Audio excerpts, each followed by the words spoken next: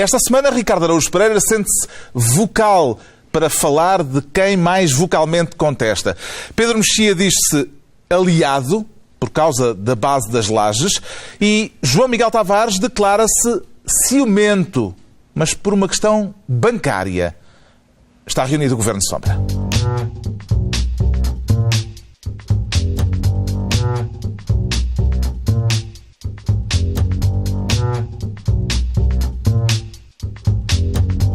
Viva, sejam bem-vindos. Está aprovado o Orçamento de Estado para 2013, mas de acordo com a profecia maia, não há problema, não será aplicado, porque o fim do mundo está marcado para dia 22 de dezembro. Vamos já falar disso, não da profecia maia, mas do orçamento. E daqui a pouco fazemos também o rescaldo da entrevista do Primeiro-Ministro à TVI. Por agora, o Ricardo Araújo Pereira quer ser presidente do Tribunal Constitucional, justamente para fiscalizar, presumo. O orçamento, exato. E o orçamento. Sim, exato. O orçamento, só para prevenir, se o orçamento não for ao verdadeiro Tribunal Constitucional, ao menos vem aqui a este a fingir. E onde é que o seu espírito de constitucionalista detecta inconstitucionalidades, Ricardo? No orçamento, temos tempo? Será que eu quer dizer, tirando a questão... Quer dizer que levou a sério a história do espírito constitucionalista? Não fui só eu, foram vários constitucionalistas e foi gente que tendo lido tem um a staff, portanto, é como não, o líder do PS, tem voluntários a trabalhar para trazer aqui as suas opiniões. Fui lendo os jornais e li opiniões de pessoas que já leram a Constituição. E bastou isso para perceberem, não foi preciso serem constitucionalistas, bastou isso para perceberem que o Governo tem de facto boas ideias, são todas ilegais. O facto de violarem a lei fundamental do país, eu assim também governo. Quer dizer, se é para ser um fora da lei, também eu consigo. Aqui uma ideia excelente. Sim, viola é a lei fundamental do país. E, portanto, acho que há vários pontos em que a questão da igualdade, portanto, apesar daquele estratagema pueril de dizer não podemos tirar o subsídio, não, então devolvemos o subsídio indo tirar por outro lado. Acho que os senhores juízes não vão engolir isso. E há vários outros, por exemplo, a questão dos rendimentos do trabalho serem muito taxados, mas nenhuma outra forma de rendimento ser... a proporcionalidade... Gonçalves fala também dos pensionistas e dos reformados. Exatamente. Há vários pontos em que o orçamento aparentemente viola a lei fundamental do nosso país. Vou insistir nisto.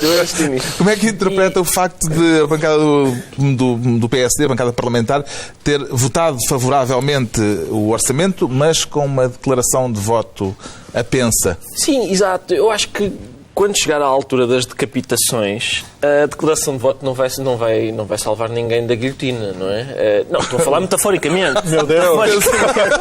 Pensava que vinha aí o 31 de Brumário. Não, estou a falar, falo apenas metaforicamente, mas ninguém se vai safar com essa. Ninguém vai dizer, não se esqueçam que eu aprovei, mas foi contrariado. Ninguém se vai safar, acho eu. Parece-me que não.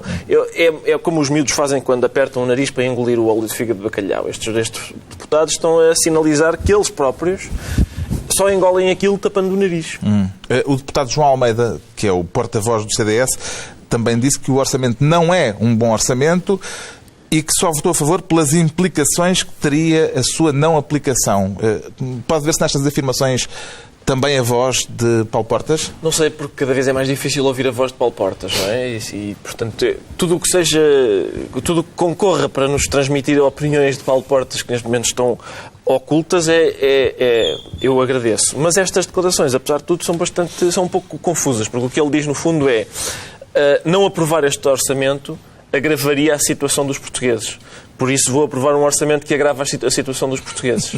Enfim, são escolhas. João Miguel Tavares, ouvido o Sr. Presidente do Tribunal Constitucional, não seria tratar já desta questão das inconstitucionalidades para não haver surpresas a meio do ano, como aconteceu neste ano de 2012? E o PS chegou a fazer essa proposta há coisa de um mês.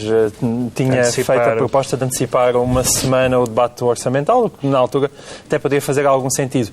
Eu acho que isso, teoricamente, pode não ser uma má ideia, e é evidente que se o Tribunal Constitucional desatar a chumbar várias linhas deste orçamento, nós podemos vir a ter um problema grande para o ano. Mas em termos práticos, Eu não vejo como, quer dizer, o Governo não se vai pôr certamente naquela posição de pedir autorização ao Sr. Professor a ver se pode ir ao quadro, e o Presidente da República também não pode propriamente pedir quer dizer, poder pode, mas estar a pedir uma fiscalização preventiva seria como demitir-se das suas próprias funções, porque ele tem uma equipa a trabalhar com ele tem uma equipa de constitucionalistas, porque ele tem uma equipa de constitucionalistas. Pode enviar para expurgar de eventuais mas não acho que faça sentido, porque acho que isso é uma demissão das suas não é o contrário. Não é. Desculpa, sim, não é. O João Miguel tem aqui um ponto. Isto significaria uma demissão das suas funções e Cavaco nunca se demite das suas funções. Isso. Está sempre ali ativamente.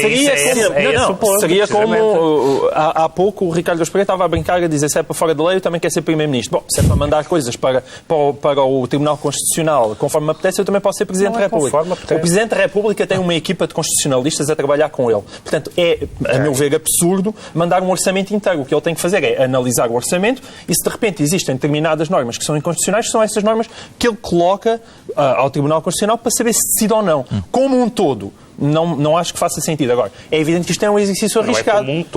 Não é como um todo. Seria normas concretas. A fiscalização preventiva é um bocadinho isso que está em cima da mesa. Acho que o preâmbulo não é inconstitucional e duas ou três...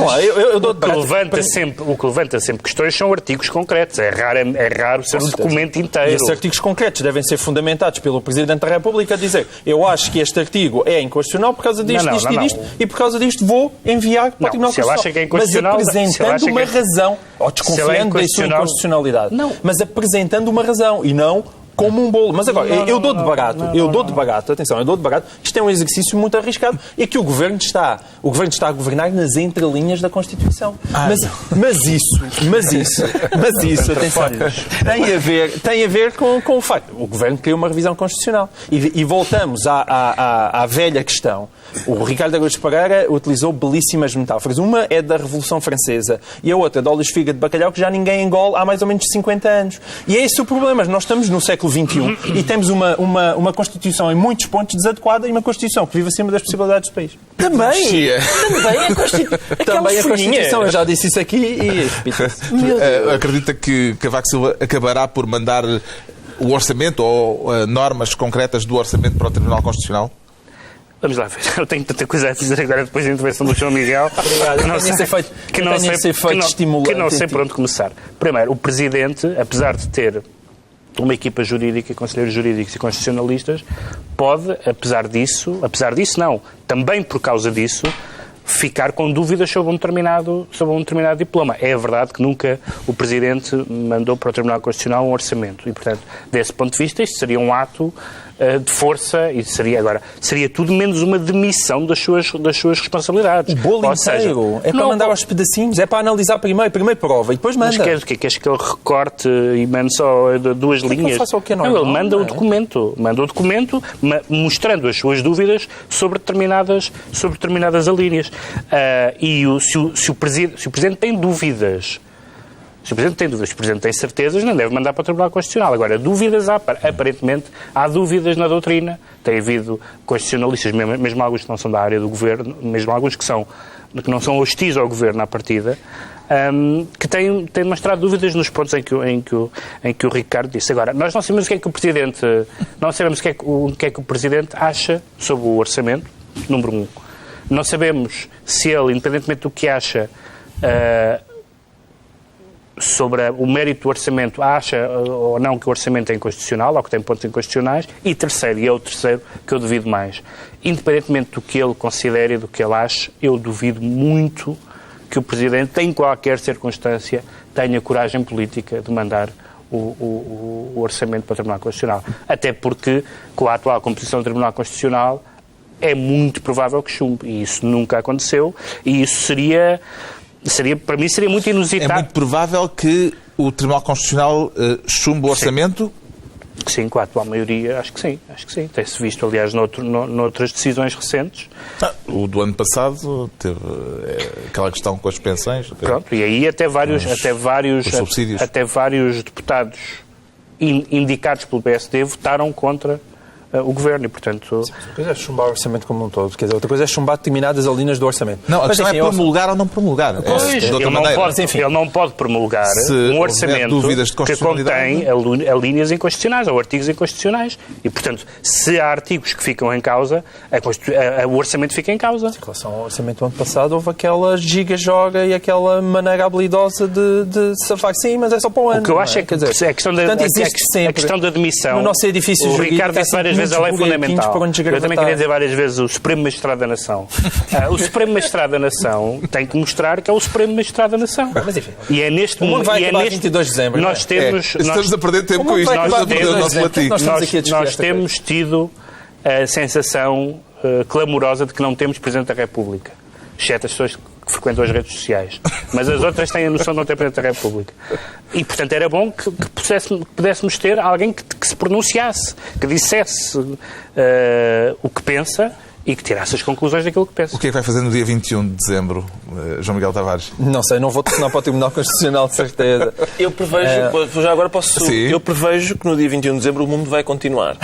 A sério. É 22. É 22, está bem. Acaba no dia 22. São previsões maias ou da Maia? Não, são maias. São maias. Mas que os próprios maias desconhecem. Eu estive no México aqui há tempos e eles dizem isso é tudo uma aldrabice.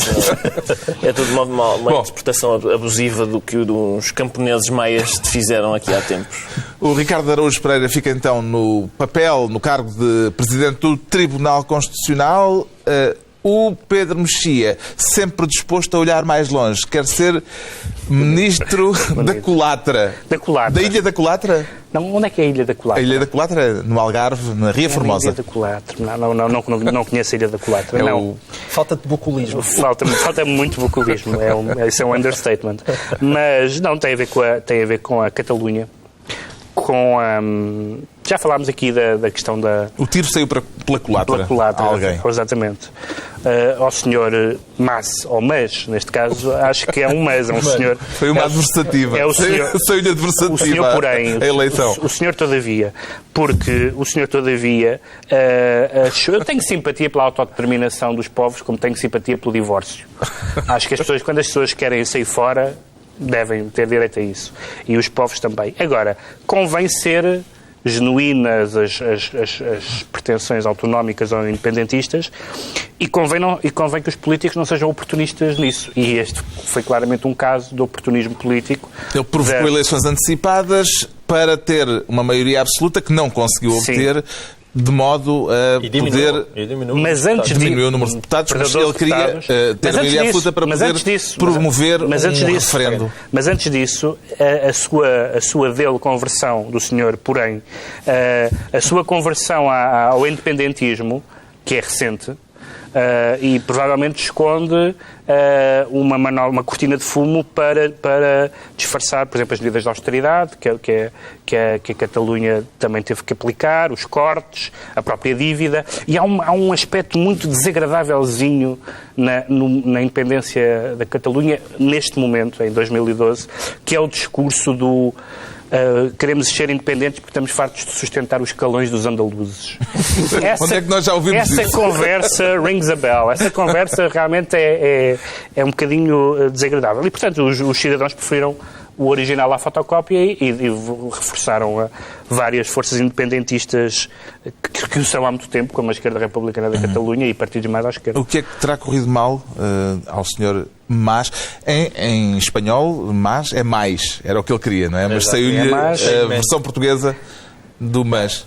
Nós temos aquela expressão portuguesa chamada esticar a corda. O problema do Mas é que ele esticou a corda por dois lados completamente diferentes. Portanto, e isso nunca resulta bem. Ou seja, ele, por um lado, estica a corda pelo lado independentista, e aí o que ele consegue é reforçar uma esquerda radical. O que é que quando puxa a corda pelo lado económico, pelo facto de ser preciso mais austeridade, como pela Europa toda, ele precisa do apoio dos socialistas, nesse caso...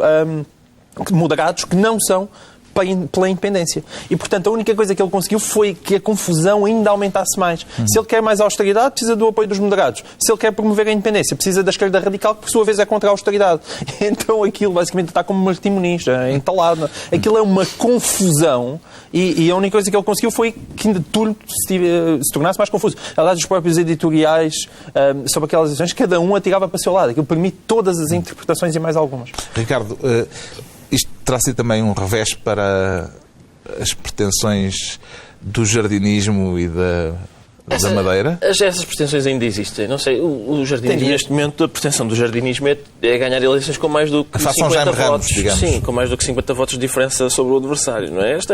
Quer dizer, a questão da Catalunha eu acompanho com muito interesse e atenção. Imaginamos. Sim. Sobretudo na próxima semana, quarta-feira, a Catalunha vai ser muito importante. Exatamente. Mas eu acompanho muito, eu tenho a mesma sensibilidade à autodeterminação dos povos de que o Pedro Mexia falou, mas apenas na medida em que isso não interfere no campeonato espanhol.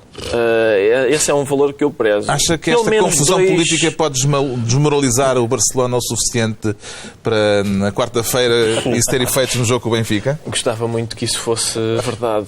Espero. Se for...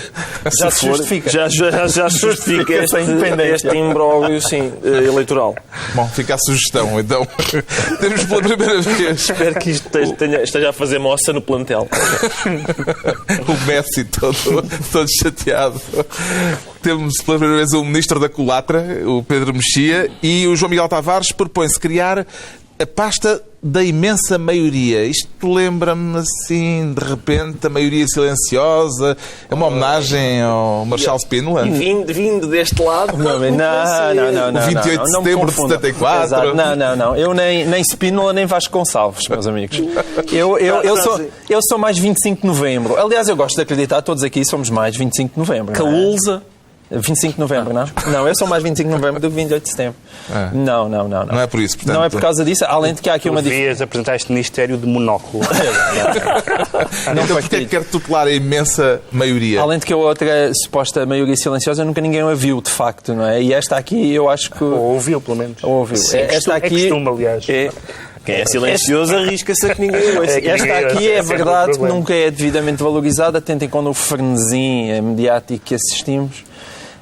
Mas o Jornal I, não é? O Jornal I fez uma sondagem muito curiosa. Com a pitagórica. Com a pitagórica, exatamente. Estás muito bem informado. Mas é só uma palavra. Porquê? Vamos embora. Em que 63,5% dos portugueses se manifestavam a favor ainda do cumprimento do memorando da Troika. E eu acho isto muito significativo, não é? Porque às vezes quem olha para o nosso espaço mediático parece que está toda a gente a pedir a cabeça do governo e de Pedro Passos Coelho. Não, é engano. Pelo menos o Ricardo está... É engano, de facto. Essa é que é a questão, é engano. Quando nós temos, ao fim destes meses todos, de já ano e meio de sofrimento, de cortes, de violência, há 63,5% dos portugueses que dizem que são a favor do cumprimento do memorando da Troika. Mas que é isso? Que são a favor de se paguem as dívidas. Não, mas atenção, mas são a favor do cumprimento do memorando, não se paguem as dívidas. O cumprimento do memorando e o programa do governo não são a mesma coisa. Não é o programa do governo. Também acreditas nessa? Não, isso é óbvio. É óbvio que há medida... Desculpa lá. Estas medidas são acordadas. Os impostos. Os impostos, onde é que estavam? É evidente. Desculpa lá, onde é que estavam os impostos no memorando? Então pronto, é isso. Mas tu tens eu também sou a favor do cumprimento do memorando. Eu também sou a favor do cumprimento. Mas não sou a favor da maneira como o governo está a executar. Mas isso aí concordamos todos. Não, quer dizer, sobretudo, quando os famosos 4 mil milhões que apareceram agora já deviam ter aparecido há um ano e meio. Estou a favor do cumprimento do memorando pela simples razão. Porque o assinamos. Eu acho que os países devem... Não está. Está bem. Eu e tu podemos ir ao café, beber um cafezinho e conversar sobre isso. Agora, imensa gente que não está. Só estou a dizer que é muito importante separar o cumprimento do memorando, onde até o PS, pelo menos o PS oficial, está de acordo, e o programa do governo. Mas quer dizer, o programa do governo, vamos lá ver. Não é o programa do governo. Este orçamento foi primeiramente debatido com a Troika e tudo o que lá está foi devidamente autorizado pelos senhores, ou não? Andei a ver mal o filme. Falaste do os senhores conhecem melhor o orçamento, conheceram o orçamento primeiro do que o Partido Socialista e que nós todos. Não é um memorando. Isto significa um apoio ao governo, não é isso que... Não se trata de um apoio ao governo. Não é isso que eu estou a dizer. Não se trata de um apoio ao governo, mas trata-se que, de facto, nós temos uma gigantesca, e estamos a falar de 2/3 da população, que acha que aquilo que é preciso fazer é cumprir aquele memorando e que percebe que nós vivemos muitos anos acima das nossas possibilidades e que, na verdade, quer, espero eu, essa tal refundação que, infelizmente, já devia ter aparecido há 1 ano e meio e só aparece agora. Ricardo Mas Araújo estamos a falar de 2/3 da população. Ricardo, 2/3 da população. parte E não é da isso imensa... que se ouve, nem quando se ouve Ricardo Araújo Pereira, Deixa-me nem fazer a quando se pergunta ouve seguinte. a comunicação social portuguesa e tantos colunistas apocalípticos. Portanto, é a diferença entre a opinião pública e a opinião publicada. Exatamente. É isso. É isso mesmo. Ricardo, sente-se parte da imensa maioria ou é daqueles que não querem pagar? Eu quero pagar as minhas dívidas, não quero pagar as do Sr. Oliveira e Costa, não quero pagar... Há muitas que eu não quero, que eu não me apetece. Também não. Não tenho interesse em pagar. Mas, Carlos, eu acho que isto é um momento muito interessante, este em que nós acabamos de assistir, porque o João Miguel Tavares diz sempre, as manifestações, quer dizer... Que peso tem isso, a manifestação? Agora, a sondagem do jornal e Pitagórica, isso sim é um barómetro bom. Mas eu também comprei o jornal e tu viraste a página dessa... Tu andas há 1 ano e meio a tentar que esse aquela em que António Guterres foi considérado o melhor primeiro-ministro. Além dessa... Era triste. Além dessa... Essa era a parte muito triste. Portanto, aquilo virava-se a pá, dizia, de um lado dizia 63,5% acha que Portugal deve cumprir o memorando e depois virava-se e dizia 84,1% acha que tudo deve ser renegociado. E foi, já. É uma maioria ainda mais imensa. E não foi? Mas espera, quando houve aquela parte de não, vocês afinal agora têm mais 1 ano e o déficit afinal pode ficar em 4,5%, isso não é uma renegociação? Não foi renegociado? Estás a interpretar o sentir de 84,1% dos teus concidadãos que dizem eu quero aquilo renegociado, não é? Aquilo já foi renegociado e já está bem assim. Não, aquilo foi renegociado de facto e há de continuar a ser renegociado. Interpretar o sentir é muito bom. Aquilo já foi renegociado e continuará a ser renegociado. Eu também sou sensível a imensas maiorias. Mas esta maioria ainda é mais imensa que a tua. A minha maioria é mais imensa que a tua. A única coisa que eu quero sublinhar aqui, atenção, eu já me opus violentamente sobretudo o facto deste governo ter estado 1 ano e meio a dormir, mas a única coisa que eu quero sublinhar aqui é que a maior parte das pessoas, estamos a falar de 2/3 da população, apesar de terem sofrido tudo aquilo que sofreram, são pelo cumprimento das dívidas, essa parte já está entendida, João Miguel. Não, mas é essa parte que é importante. Porque nós, quando nós lemos a famosa carta aberta de Mário Soares, mais uma vez, a pedir a admissão do governo, aquilo não tem pés nem cabeça. Aquilo é um absurdo. Ver outra vez aqueles senhorzinhos todos do PS, grandes amigos de José Sócrates, responsáveis por colocar o país no estado em que ele se encontra, verem agora pedir a cabeça de Pedro Passos Coelho, é deprimente. Pedro Passos Coelho tem feito das neiras atrás das neiras. Mas eu, ao menos, quando ouço a entrevista à televisão, ele percebe o problema. Eu posso não concordar com as soluções dele, mas ele, ao menos, percebe o problema. E a maior parte é que as pessoas votam, nem o problema percebe. A carta de Mário Soares não diz ou admissão ou mudança de políticas. Eu não percebo a disjuntiva. Eu preferia uma O que é mudança de políticas? O que é mudança de políticas? É rasgar as mudanças políticas é rasgar o famoso memorando dos quais 2/3 dos portugueses acham que deve ser cumprido. Está bem, mas 4/5 acham que deve ser renegociado. Mas com certeza, mas uma coisa é renegociar. Isto é um catch 22, meu menino. Pedro Mexia, esta sondagem pode ser entendida como um balão de oxigênio para o governo? Bem, que a maioria dos portugueses é pelo cumprimento do memorando de entendimento, viu-se nas últimas eleições e eu não creio que tenha mudado extraordinariamente destas últimas eleições. Os partidos, os dois maiores partidos e o CDS, que é o terceiro, acho que ficou em terceiro lugar, não é? Eram a favor do cumprimento do memorando e o PS nunca, aliás, quando houve a questão quando Ana Gomes foi ao Congresso das Alternativas e houve toda a discussão sobre renegociar e denunciar, eles queriam denunciar um memorando e Ana Gomes, que é suspeita de moderação, não quis falar em denunciar e falou sempre em renegociação. E, portanto, eu acho que a maioria dos portugueses foi e continua a ser, acredito eu, a favor do memorando. A questão não é essa, a questão é saber como é que as políticas... Número 1, se o programa do Governo espelha ou vai além, como aliás o próprio PSD várias vezes utilizou essa expressão de ir além do memorando. Foi há 1 ano e meio. Não, e depois foi-se muito mais além. Foi-se muito mais além.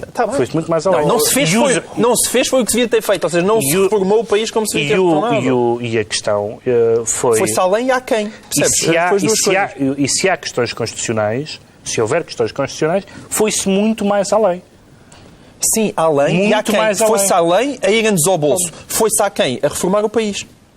Ok? Foi simultaneamente as duas coisas. Foi além do memorando e aquém do memorando. Sim, mas eu estou de acordo com isso. Sim. Eu estou de acordo com isso. Agora, que encontrar um ponto de acordo,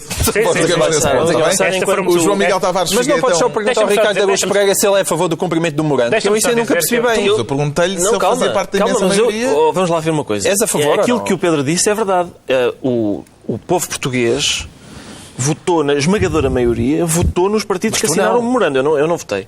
Mas votou, de facto, nos partidos que assinaram o memorando. Agora, é muito diferente dizer que a maioria do povo português continua a mandatar o governo para fazer isso. Mas tu és a favor do cumprimento do memorando? Não sei bem. Deixa-me pensar nisso e depois depende. O Ricardo é a favor da copulativa. Da copulativa é isso. Copulativa somos todos. Nesse ponto estou firme. Então pronto. Agora, o que é o requisito. Que estas políticas, sim, que estas políticas não foram sufragadas nem validadas pela esmagadora maioria do povo português, não foram. O João Miguel Tavares chega então com a pasta da maioria silenciosa. Pronto. E não tem nada a ver com o Marchal Spínola. Daqui a pouco, a entrevista de Passos Coelho à TVI, na semana em que o orçamento foi aprovado na Assembleia da República. Por agora, ainda a contestação ao governo com o Ricardo Araújo Pereira a confessar-se vocal. Quer dizer que não está gestual. Não estou gestual, exatamente. É isso mesmo. A contestação é apenas... Não vai fazer coisas com as mãos? Não vou fazer nada, não. Não se preocupe. Não? Mãos em cima da mesa. Eu não sei se nós temos essas declarações, mas se não temos é uma pena. São declarações que eu reputo de históricas. Porque o que Passos Coelho disse são declarações de Pedro Passos Coelho. Ele disse, e espero estar a citar com rigor, quem mais vocalmente contesta aquilo que o Governo está a fazer são os que têm mais. É isso. Estas declarações foram produzidas também vocalmente, o que é curioso. Portanto, o que ele diz é... Portanto, está a sugerir que ele podia ter dito isso em linguagem gestual. Podia, ou por escrito, por exemplo, mas ele optou por produzir estas declarações vocalmente, justamente para criticar aqueles que mais vocalmente contestam. Essa declaração deixa antever algumas outras coisas. Por exemplo, que quem mais gestualmente contesta não pertence ao grupo dos que têm mais. E que quem, contestando vocalmente, não contesta mais vocalmente, também não pertence ao grupo daqueles que têm mais. Sentiu-se pessoalmente atingido, Ricardo? Senti Porque a sua contestação aqui tem sido sempre vocal. Mais ou menos o que eu faço é quase tudo vocal. É tudo no âmbito da vocalidade. Além de pertences aos possidentes. Certo. Que não aos terratenentes. Talvez não aos mais possidentes. Mas possuis alguma coisa. Possuo alguma coisa. Enfim, não possuo capital. Nem meios de produção. Não possuo meios de produção. Mas... O que eu acho, eu finalmente percebi aquela... por exemplo, a gente vê aquelas manifestações como a do...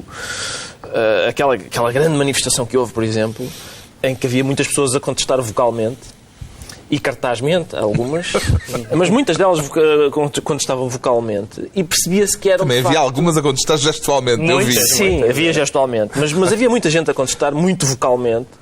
E percebia-se que era, de facto, a manifestação era composta pelas pessoas que têm mais. Porque no final eu lembro-me da quantidade de beatas de charuto que havia no fim da manifestação, o trânsito ter ficado muito atravancado por causa da manifestação. Justamente porquê? Porque são pessoas que levam o motorista deixa-os na manifestação e fica à espera. É evidente que isso... Mas olha que a manifestação de setembro... tinha gente que não era exatamente o público normal das manifestações. Mas muita gente. Certo, eu sei. Lembro-me uma história que o João Bernardo da Costa contava sobre a manifestação da Fonte Luminosa, PREC, que acabou por ser, embora fosse uma manifestação do PS, acabou por ser uma manifestação anticomunista, onde foi muita gente e que ele ouviu ou alguém lhe contou que quando se gritava o comunismo não passará, duas senhoras bem disseram uma para a outra, mas de todo. De todo. E há um bocadinho também. Houve ali houve uma abrangência classista. Houve, mas eu acho que há uma diferença entre dizer não eram só as pessoas que têm menos para dizer que eram exclusivamente as que têm mais. Até porque... essas não enchem a rua. Não só não enchem a rua, como a única dessas pessoas que eu via protestar um pouco foi... Eu lembro de uma pessoa das que têm mais que vocalmente disse aguenta. E isso é curioso, porque, pelos vistos, é uma pessoa que está a apoiar as medidas sobre si própria. Parece-lhe que devia ser apresentado o atestado de pobreza para poder contestar vocalmente, João Miguel Tavares? Eu, ou muito me engano, ou naquele caso, o Pedro Passos Coelho estava a falar dos estivadores, que foi um caso que dominou esta semana. Diria eu. Eu acho que como generalização... Não. Como generalização... Mas enquanto for só vocalmente, é uma sorte. Como generalização... Excelente manifestação dos estivadores, já viste? Como generalização, é absolutamente abusivo. Carnavalesca, no melhor sentido bactiano. Como generalização é obviamente abusivo. No caso dos estivadores, é absolutamente verdadeiro.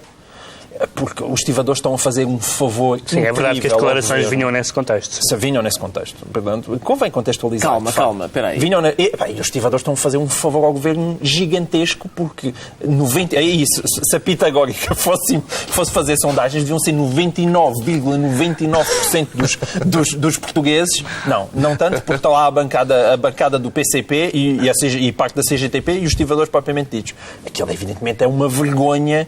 E o secretário de Estado das Obras Públicas e dos Transportes, o Sérgio Monteiro, parecia ele a falar, era o cúmulo da ponderação. Uma pessoa vive que homem extraordinário. Aliás, ele está a fazer um bom trabalho.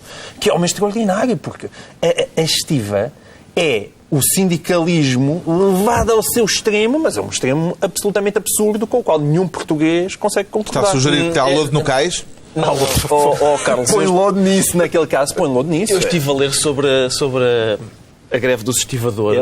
Tu vais depois defender os estivadores. Isto vai ser um momento vou. Estive a ler sobre a greve dos estivadores e, sinceramente, não vi nada que fosse com a qual nenhum português concordasse. Há vários mitos sobre a greve dos estivadores, o facto de eles ganharem muito. Sim. Aquela questão... É um mito. Os estivadores... Que eles ganham muito... Porque fazem muitas horas extraordinárias. Exato. Atenção, os estivadores, se nós formos ver em que medida é que a greve dos estivadores, quais são os protestos da greve dos estivadores, para já a greve não tem a ver com o horário de trabalho, tem a ver com as horas extraordinárias. Culpar os estivadores pelos problemas nas exportações é uma coisa que acho que a realidade desmente com muita facilidade. Um cartãozinho, os sindicatos são eles que aprovam quem entra ou quem não entra naquele tipo de trabalho. Aquilo passa de pais para filhos. De repente deste uma de monárquico da estiva. Foi? Não sou monárquico da estiva. Não sou monárquico da estiva. Vou tentar visualizar essa criatura.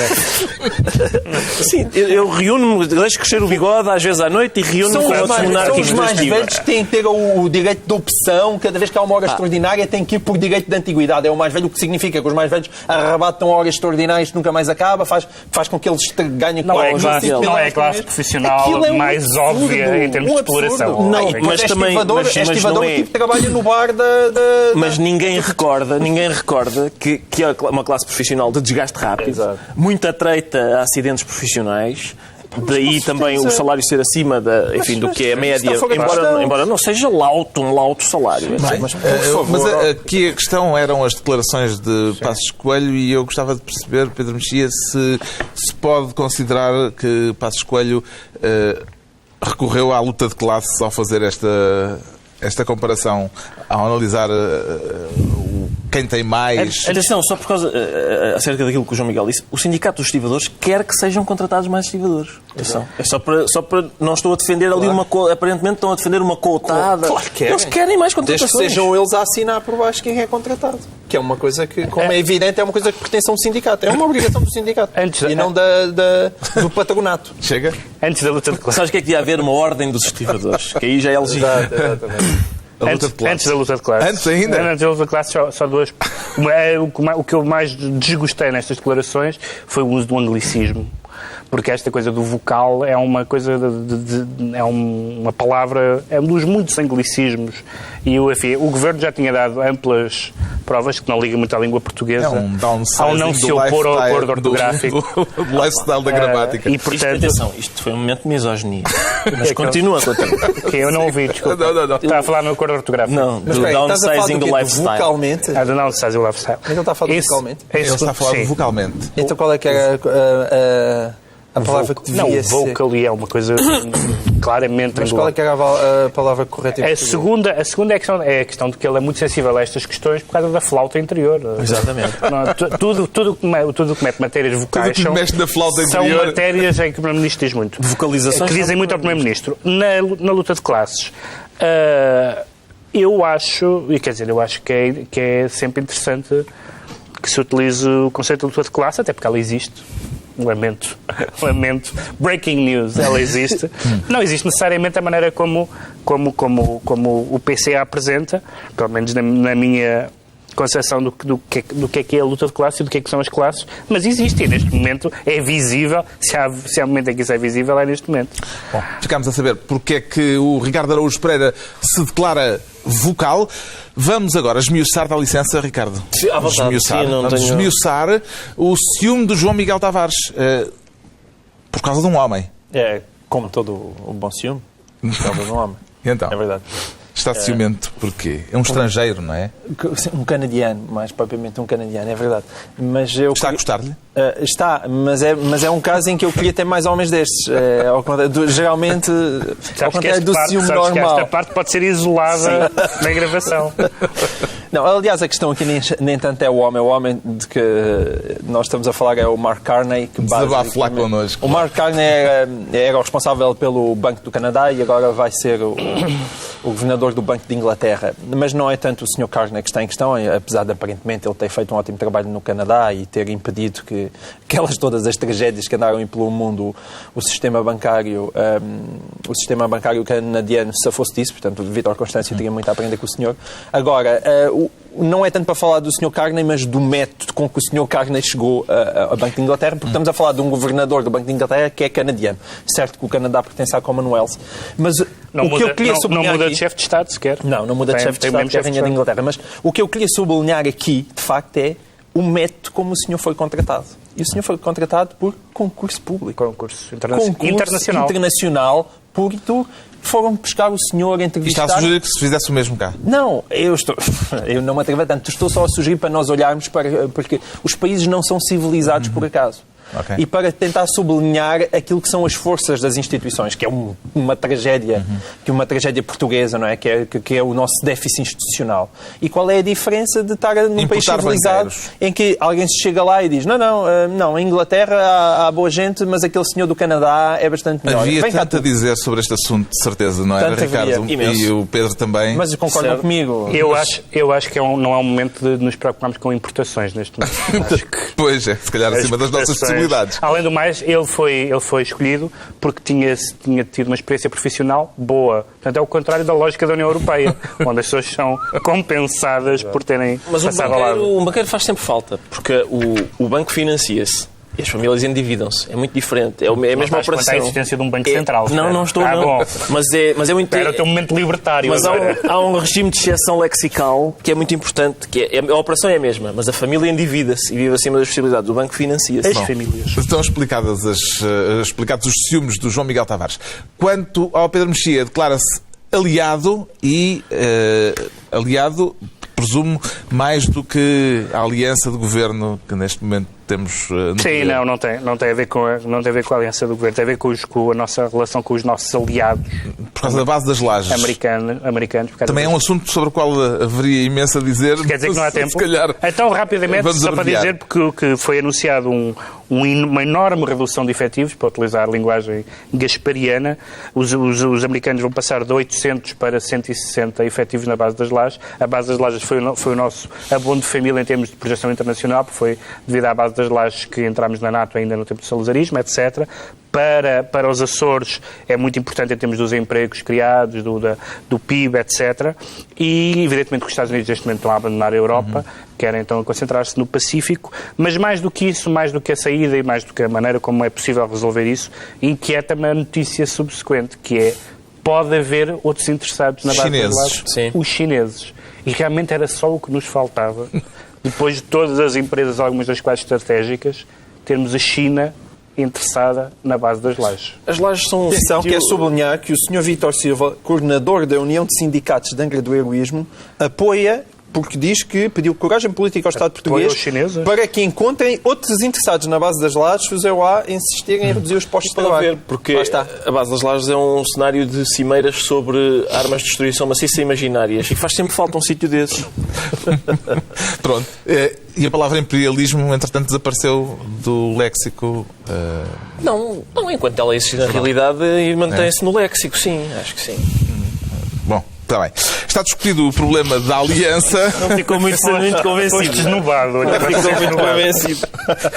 Está discutido o problema da aliança, traduzido pelo Pedro Mexia. Agora a entrevista do Primeiro-Ministro à TVI. Passos Coelho... 32. Okay. Passos Coelho trouxe duas questões à baila. Foram essas que ficaram em cima da mesa. Por um lado, o organigrama do Governo. Sim. Com... Aí eu gosto, por uma questão de equidade. A vida está difícil para todos, Paulo Portas foi despromovido também. E, por outro lado, a questão da educação. Por onde é que começaria, Pedro Mexia? Acho que, quer dizer, não se vê grandes consequências da questão de que é o número 2 e o número 3. Já tínhamos percebido que o Ministro Gaspar... Que o número 3 não gostar de ser relegado. Sim, mas já tínhamos visto que o Ministro Gaspar presidia o Conselho de Ministros, etc. Embora, de facto, tradicionalmente, o Ministro dos Estrangeiros é o número 2 do Governo. Mas parece mais interessante, embora acho que possamos voltar a isso mais tarde, as questões da reforma do Estado, porque o que eu nunca percebi exatamente na posição do Governo, eu acho que o Passos Coelho é bom a explicar-se, no sentido de explicar as medidas, mas não é bom dar-lhes um enquadramento político. É melhor na economia do que na economia política. E eu não percebi exatamente se muitas das reformas anunciadas no Estado são reformas de princípio, que seriam feitas mesmo em tempo de vacas gordas, porque é essa a concepção do Estado que o PSD tem. Ou se são emergências. Ou se são emergências. E se são emergências, se não serão feitas, como é normal das emergências, à pressa e mal pensadas. Portanto, a minha dúvida é essa, e eu nunca vi isso exatamente esclarecido, porque a matriz do PSD não é uma matriz liberal, é uma matriz semi-social-democrata. Qual foi o aspecto mais significativo da entrevista para si, João Miguel Tavares? Esta coisa do número 2, número 3, parece relevante? Lá está, eu estive a ouvir os comentários pós-entrevista e tudo isto, eu não me identifico absolutamente com nada. Não, eu identifico tudo que eu vi. O comentário do CDS. Que ainda não aconteceu. Cri. Não disse porque foi muito eloquente. É daquelas coisas que eu acho que nós jornalistas entretemos a espremer uma coisa porque está a sair de lá pouco. E o comentário do número 3 pareceu-me uma coisa completamente ampassã. Perguntou qual é que é o terceiro pessoa do Governo e não a terceira da pessoa da coligação. Portanto, e a história da educação foi uma coisa que saiu assim à pressão depois de altamente metralhado com uma barragem de perguntas sobre a famosa reforma do Estado. A única coisa que eu tenho pena nesta entrevista é que ela não tivesse sido feita há 1 ano e meio. É só isso. Ricardo Araújo Pereira. Eu gostei das duas. Sim, o comentário do CDS à entrevista eu acho que é revelador de qualquer coisa, mas não sei bem o que é, porque o silêncio é difícil de interpretar. O facto de Paulo Portas passar de segundo para terceiro acaba por ser bem feita, porque os tempos estão difíceis para todos, por isso é justo que ele seja despromovido e passe a viver pior também. E do ponto de vista, a questão da educação, de começar a cobrar propinas no ensino básico e secundário, fiquei muito surpreendido. Coisa que ele não disse. Fiquei mesmo surpreendido. Coisa que ele não foi dito assim. Não foi dito assim, mas foi dito de uma maneira suficiente para depois o ministro Crato vir desmentir. Não, mas isso é o pós-entrevista. Mas foi dito... Ele não está a desmentir o ministro, está a desmentir os comentários às palavras do Primeiro-Ministro. O que ele disse é que não se pode mexer nas funções do Estado sem mexer em funções essenciais como a saúde e a educação. Isto dito assim faz sentido. Agora, é preciso esmiuçar. Mas eu desmenti esmiuçar. E acho que vamos esmiuçar noutra altura, porque isto certamente vai ter ainda desenvolvimentos. Estamos já na altura dos decretos e o Pedro Mexia decreta que a Comissão Nacional de Eleições não proteja dinossauros. É um decreto de zoologia autárquica? Sim, é enfim, para citar um poeta, de Zoo dos Homens. É um livro do António Osório que se chama Zoo dos Homens, porque de facto houve esta medida zoológica e democrática de criar uma lei que impedisse não só que os presidentes se candidatassem ad eternum, como utilizassem as redes locais para se candidatar depois no município ao lado. A Comissão Nacional de Eleições apresentou uma deliberação entendendo que não, que é só no próprio município e muitos autárquicos devem estar a dizer tudo está bem quando acaba. E é esta particularidade de Valentim Loureiro não se poder candidatar, mas de haver o movimento Valentim. Sim. Essa devemos falar dela em Gondomar. Essa fica para a próxima semana. Fica para a próxima. Pronto, o Ricardo Araújo Pereira decreta que se libertem as memórias de Salazar. Exatamente, as memórias tintas de Salazar. Tintas ou brancas? Tanto faz. As memórias de Salazar são uma iniciativa da Câmara de Santa Combadão, não é? Acho que é da Câmara de Santa Comba, para comercializar um vinho chamado Memórias de Salazar. E um organismo qualquer proibiu a utilização do nome Memórias de Salazar porque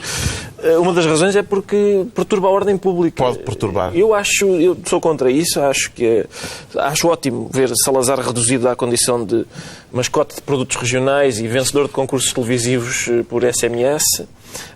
Tenho pena porque eu sei que do pacote, isso foi na altura noticiado, do pacote de produtos regionais havia não só vinhos, mas também chouriços. E eu acho que o lugar de Salazar de facto o talho, porque é lá que deve estar um carniceiro. Mas estás a dizer que se liberta, é possível que se liberte, sendo vinho. Se fosse cerveja, ainda se libertava mais. Liberta-se em locais especificamente designados para o efeito. Além de que o vinho causa sempre perturbações da ordem pública, potencialmente. Finalmente, o João Miguel Tavares decreta muitas doações este fim de semana. Sim, porque este fim de semana tem lugar mais uma recolha de alimentos para o Banco Alimentar contra a Fome e depois de todas estas confusões eu estou certo que as pessoas não confundem mensageiros e mensagens e que, portanto, espero que comprem muito e ajudem muito porque há pessoas de facto que precisam. Está concluída mais uma reunião da semana, 2 a 8 dias à mesma hora, novo Governo de Sombra, João Miguel Tavares, Pedro Mexia, Ricardo Araújo Pereira.